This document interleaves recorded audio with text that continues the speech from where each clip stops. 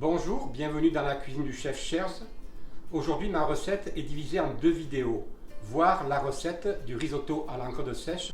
Aujourd'hui, je vais vous préparer un saumon en croûte de parmesan et la petite sauce sera une fondue tomate au basilic.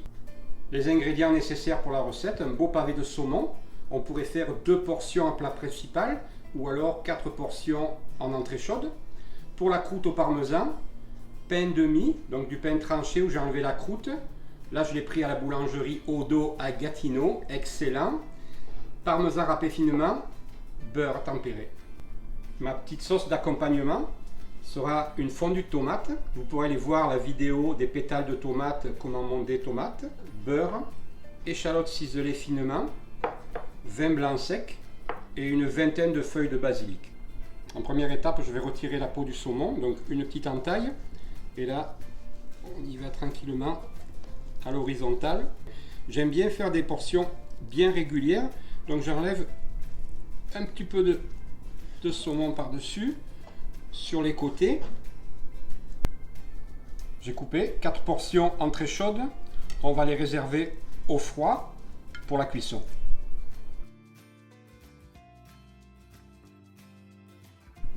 Les ingrédients pour ma croûte au parmesan, c'est très simple. Parmesan fraîchement râpé, beurre, pain de mie. Donc le pain tranché ou pain de mie, on va le couper en cubes. Un robot culinaire. Je mets mon pain dans le robot, j'ajoute le beurre, le parmesan, je fais bien tourner à vitesse maximum. Pain de mie, parmesan, beurre, tout en pommade. Je viens de le sortir du robot culinaire, donc vraiment très mou. Un deuxième papier sulfurisé. Et là, on va l'étaler l'épaisseur de 3 mm avec un rouleau à pâtisserie. Donc on y va régulièrement dans la longueur et dans la largeur. Ma croûte au parmesan est étalée 2 mm entre deux feuilles. Je la fais glisser sur une plaque au congélateur pendant 30 minutes. Je viens de sortir ma croûte au parmesan du congélateur. Je l'ai taillée en rectangle en regardant la dimension de mes pavés de saumon, pour que tout à l'heure ça puisse vraiment se poser et que ce soit la même dimension. Et je vais les remettre au réfrigérateur ou au congélateur pour qu'ils restent bien fermes.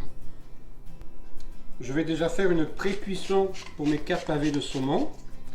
Sel, poivre des deux côtés. Poêle chaude, un petit peu d'huile d'olive. On dépose délicatement dans l'huile chaude. On va les faire colorer légèrement, mais surtout ne pas cuire à cœur. Ils doivent rester mi-cuits. Je vais rajouter une petite noix de beurre. On va commencer déjà à les retourner, légèrement colorés.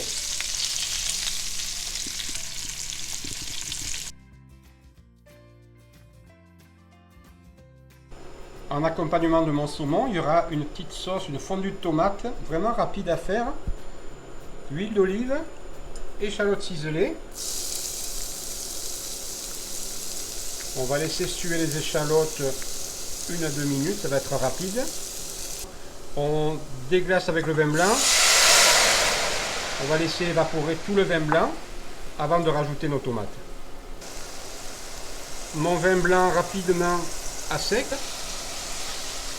Donc il faut quand même un sautoir assez large pour qu'il y ait une évaporation rapide de l'eau des tomates. Pendant la cuisson de mes tomates, je vais ciseler mes feuilles de basilic. On voit que la tomate s'évapore rapidement. On va déjà faire un pré-assaisonnement. Sel, poivre. On ne veut pas non plus que la tomate tombe complètement en compote. On va rajouter le beurre en plusieurs fois. On va arrêter l'ébullition et on monte au beurre. Un peu comme un beurre blanc, mais avec une fondue de tomate. Je rectifie à la fin mon assaisonnement, un petit peu de sel, poivre du moulin.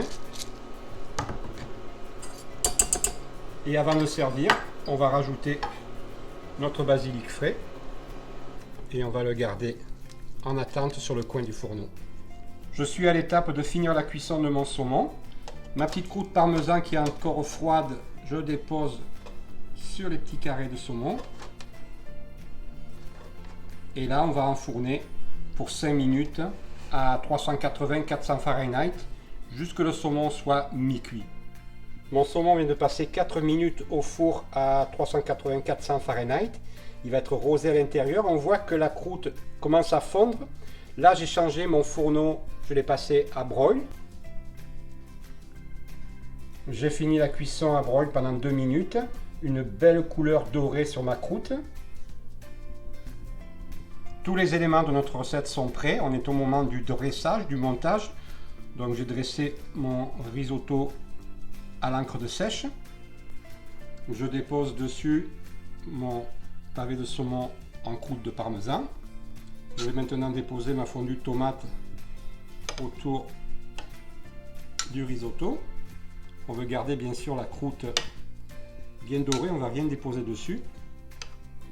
Pour le rappel de parmesan, j'ai fait une tuile au parmesan. C'est simplement du parmesan sur une petite plaque dans un emporte-pièce à 345-350, 5 minutes. Donc on va mettre la petite tuile ici. Et on va finir avec des petites herbes. On va rappeler le basilic. Voici ma recette de saumon en croûte de parmesan très chaude, servie avec son risotto à l'encre de sèche et une fondue de tomate au basilic. Donc je vous souhaite une bonne soirée, un bon appétit, au plaisir de vous retrouver sur ma chaîne.